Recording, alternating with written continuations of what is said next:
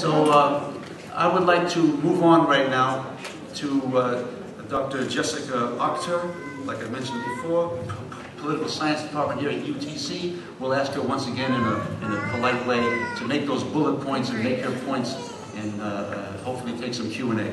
Thank you very much. Thank you for having me. It's been really interesting to hear all of the previous presenters and the discussion that's emerged from that. My talk, I guess, that I want to give actually speaks quite nicely to some of the issues that were just brought up. I want to talk a little bit about U.S. foreign policy and some of the questions that have arisen as a result of that, why we've seen the policies that we have seen, what kind of policies we might see in the immediate future as a result of some specific events that have already been mentioned, and then going off of the questions that were asked of the previous set of panelists, what kind of things individual Americans might be able to do to sort of pressure change and how we might see that kind of change to U.S. policy emerge. The first, I guess, my first bullet point that I want to address is just what U.S. foreign policy is usually based on. I think we tend to think of U.S. foreign policy as privileging things like democratization and human rights because that's the rhetoric that it's often couched in. But this is not usually the case. If you look at the way that foreign policy proceeds, it might not be a surprise to many of you, but there are often these sort of impetuses of stability and democracy that are in tension with one another, and typically the U.S. has almost always privileged stability over pursuit of democracy or protection of human rights, and I think that has really come into play in the Egypt context. So this is often called a realpolitik approach to foreign policy, just the privileging of self-interest, or in this case, strategic interest. So U.S. policy has been and likely will be centered in the future on how the U.S. defines its own strategic interests. One of the things that I'll mention at the end if I have time is things that individual Americans can do to get the U.S. or individual U.S. policymakers to redefine this concept of strategic interest. Because if we're functioning according to strategic interests, then changing how we understand our strategic interests might change what U.S. policy towards Egypt actually is based off of. I think that the desire for stability, though, has long underpinned a U.S. relationship with Egypt. It has underpinned the U.S.'s relationship with Mubarak in the past, and I think that it also explains why the U.S. has not come out with firmer statements than it did, which weren't really that firm, last summer when the military coup happened.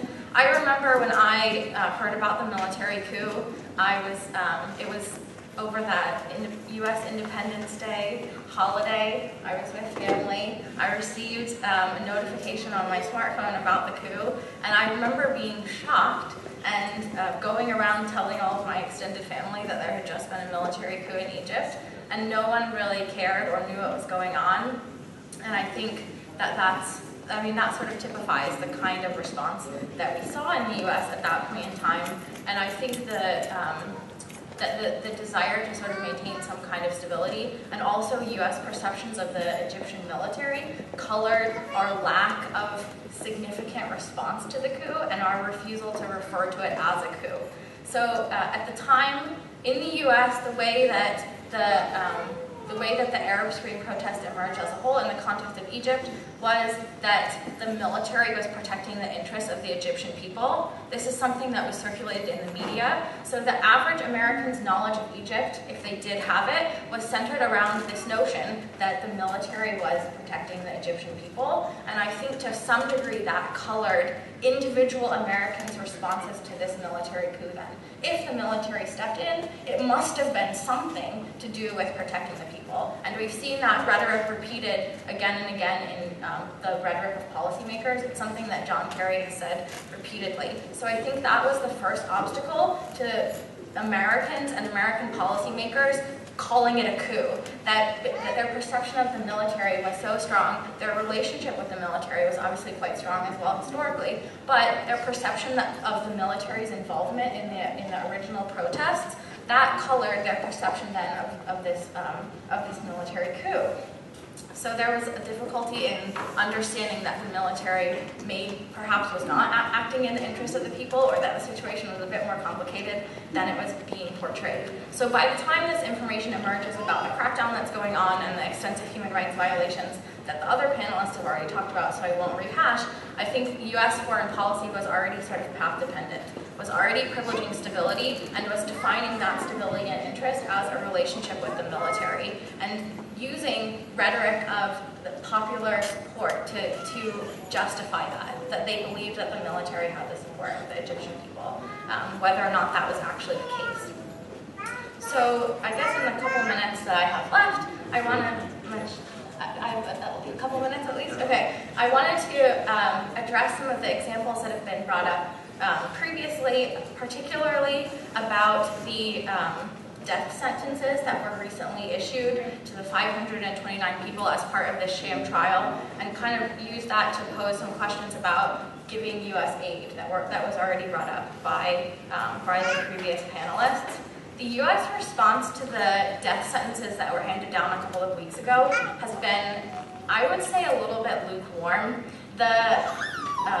Both John Kerry and the State Department spokespersons have used the language of defying logic. The sentences defy logic. They've noted how shocked they were about the death sentences that have been handed down, and that they don't believe that the trials were in accordance with international norms or international law, which is sort of obvious when you have, as was stated earlier, 529 people sentenced in such a short period of time for the death of one police officer. So I think we can all agree that it defies logic, but at the same time, these sort of questions about how the U.S. then would respond to that, and I think that they have decided to respond by exerting pressure on the current government rather than to change this sort of due process and focusing on questions of due process, rather than focusing on this as one instance within a wider schema of more human rights violations. So they're focusing on the trials and the death sentences as one isolated event, and using that to try to pressure the current Egyptian government to change the way that they conduct trials, rather than viewing this widespread death sentence as symptomatic of a larger problem of widespread human rights violations that, as I said, everyone else has already documented. And the individuals who have directly suffered from these human rights violations are much better than I am at being able to describe how they're proceeding, so I won't even try to do that. But one thing I do want to point out is that I in particular, and other human rights groups are especially concerned about, is the way in which some of the crackdowns on the Muslim Brotherhood that we're seeing happening now are even more severe than the crackdowns on the Muslim Brotherhood that occurred under the Mubarak regime. That's very concerning. Yes. That the Brotherhood was outlawed right during certain portions of time under Mubarak, and obviously repression of opposition is one of the things that spurred democratic revolution in Egypt in the first place. But I think the hallmark of democracy is respect for the opposition. So when you call an opposition, when you call any political group in that country a terrorist group, and you have other groups that have claimed responsibility for the same acts that you're blaming that group for, then you have some concern. So if you don't have respect for opposition parties or multiple political parties, you don't have democracy. So I think the concern is that we're seeing even harsher and more widespread crackdowns against the Muslim Brotherhood than we saw even under Mubarak. That poses a lot of concerns. So then, just to address in my final moments this question of military aid and how some of these examples that I've talked about impact U.S. aid policy, I hate to be perhaps a little bit depressing in my conclusions here, but I'm not sure that we'll see changes right now. Some of the concerns, and the U.S. has been concerned about the situation in Egypt in the past. The last time that this discussion was had about giving military aid, the language of national security interest was used to overcome opposition in the U.S. government towards dispensing this aid. I think we'll see the same thing happening. John Kerry has said that the army acted the way it did to save democracy. He has not labeled it a coup. The language of the State Department has been that the relationship between the U.S. and Egypt is an important relationship. They don't want to sever relations. Relations means money, right? They don't want to sever those. So I think that the policy that we will see is this sort of pushing the Egyptian government to reconsider the way that it conducts trials, but not necessarily halting of military aid. At the same time, it is not all hopeless. So what can we do about that? I think there are two main things that tend to change U.S. foreign policy. The first is public opinion. That can have a huge impact. So as individuals are, and everyone has sort of already discussed this, that there tends to be woeful lack of awareness of what's going on among average American citizens. So the more that that awareness can spread, the more likely it is that U.S. policy will change. And also, changing U.S. understandings of our own strategic interests is crucial to have a change in U.S. policy. So I've said that the U.S. operates privileging this idea that our national interest matters. The key then may be getting the U.S. to define its national interest with regard to Egypt in a way different than it has in the past. And part of that may be reconsidering the relationship between the U.S. and the Egyptian military in terms of the way that this perception often circulates, that the military necessarily speaks for the people of Egypt. So as that perception starts to change, with more awareness of what's going on there with the crackdown, then I think we may see U.S. policy itself change. And that's the key to changing the way that aid is dispensed and that sort of thing. So I'll end there. You were very kind, Dr. Auchter. Let's really show our appreciation for that great presentation. Again, I'm very embarrassed to ask our other two panelists to keep their speeches on the short demands of the Parliament member of Egypt, but anyway, we'll get to that in just a minute. Dr. Auchter was mentioning so many things about John Kerry, and I remember when he found out about those 529 death sentences, he was so demoralized. He walked into a bar in Washington, and the bartender said, "Why the long face?" Get it, long face. Come on, I thought. And then I remember when Sadat was the president, you know, Mubarak was the vice president, right? And he went to India to visit Indira Gandhi when she was alive, right? So after 3 days in India, he returned to Cairo. He told his staff, go in the street, find me a red dot. I want to put that red dot right here.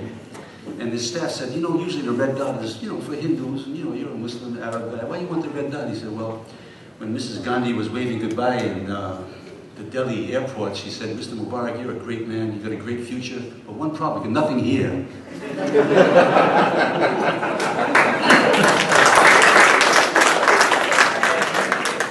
All right, just trying to lighten up the atmosphere. I'm hoping that Dr. Khalid will translate this for our friends in Egypt, because this conference has the potential to go far and wide to bring this cause in front of the larger world community.